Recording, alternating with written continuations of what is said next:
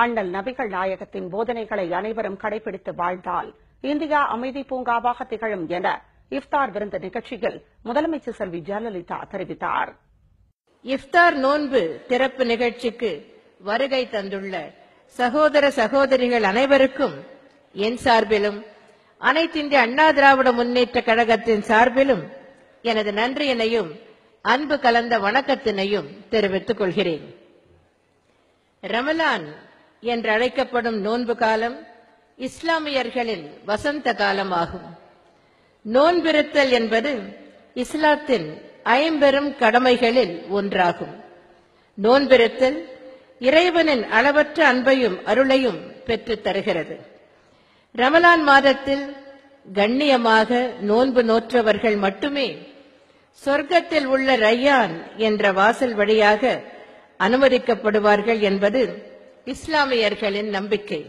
இப்படிப்பட்ட சிறப்பு வாய்ந்த ரமலான் மாதத்தில் உங்களிடையே உரையாற்றுவதிலும் அனைத்திந்திய அண்ணா திராவிட முன்னேற்ற கழகத்தின் சார்பில் இஃப்தார் விருந்து அளிப்பதிலும் எனக்கு எல்லையில்லா மகிழ்ச்சி. இஸ்லாம் மார்க்கம் என்பது நல்வழி மார்க்கம் ஆகும்.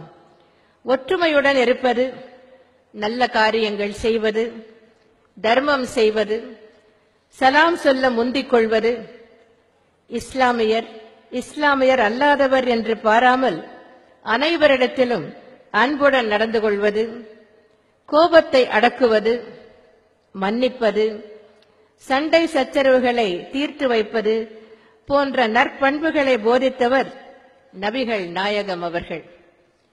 நபிகள் நாயகம் அவர்கள் நற்பண்புகளை மட்டும் நமக்கு போதிக்காமல் தீயவர்களையும் நல்வழிப்படுத்தியவர். ஒரு சமயம் ஒரு கூட்டத்தில் நபிகள் நாயகம் அவர்கள் பேசிக் கொண்டிருந்தார்கள். அந்த கூட்டத்தில் ஒரு குடிகாரர் எழுந்திருந்து நபிகள் நாயகத்தை பார்த்து, எனக்கு இஸ்லாத்தில் இடம் உண்டா என்று வினவினான். உடனே பக்கத்தில் இருந்த ஒருவர், இஸ்லாத்தில் குடிகாரருக்கு இடம் கிடையாது என்று சொன்னார். இதை கேட்ட நபிகள் நாயகம் அந்த நபரை உட்காரச் சொல்லிவிட்டு குடிகாரரை பார்த்து, உனக்கு இஸ்லாத்தில் இடம் உண்டு என்று கூறினார். உடனே குடிகாரர், நான் இஸ்லாத்தில் சேரலாமா என்று கேட்டார். இதற்கு பதிலளித்த நபிகள் நாயகம் அவர்கள், கட்டாயம் சேரலாம், ஆனால் ஒரே ஒரு நிபந்தனை, இறைவனை தொழுகிற போது மட்டும் குடிக்கக்கூடாது என்று கூறினார். அந்த குடிகாரரும் அதற்கு சம்மதம் தெரிவித்தார். இஸ்லாத்தில் சேர்ந்தார். தொழுகைக்கு போகிற போது மட்டும் குடிக்க முடியாத நிலைமை அவருக்கு ஏற்பட்டது. சிறிது நாட்கள் கழித்து அந்த நபரை பார்த்த நபிகள் நாயகம் அவர்கள், காலையில் மட்டும் தொழுதால் போதாது, மாலையிலும் தொழ வேண்டும் என்று கூறினார். 2 வேளையும் தொழுகைக்கு போக ஆரம்பித்த அந்த நபர் 2 நேரமும் குடிக்காமல் இருந்தார்.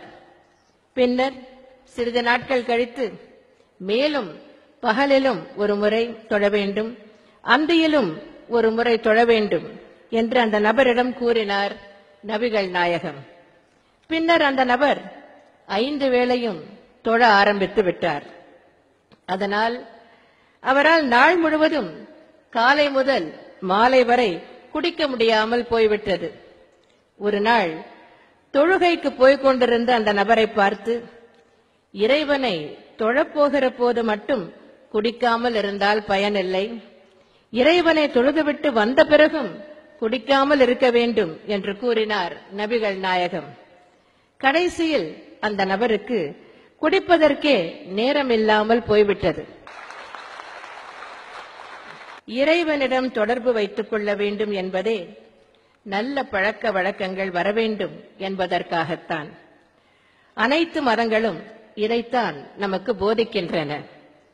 நபிகள் நாயகம் அவர்கள் நற்பண்புகளை போதித்தது மட்டுமல்லாமல் அதன்படி வாழ்ந்தும் காட்டியவர்.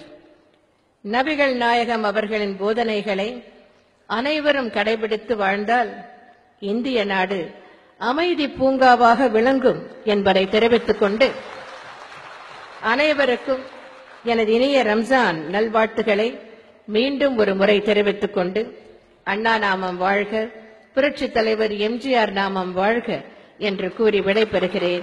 நன்றி, வணக்கம்.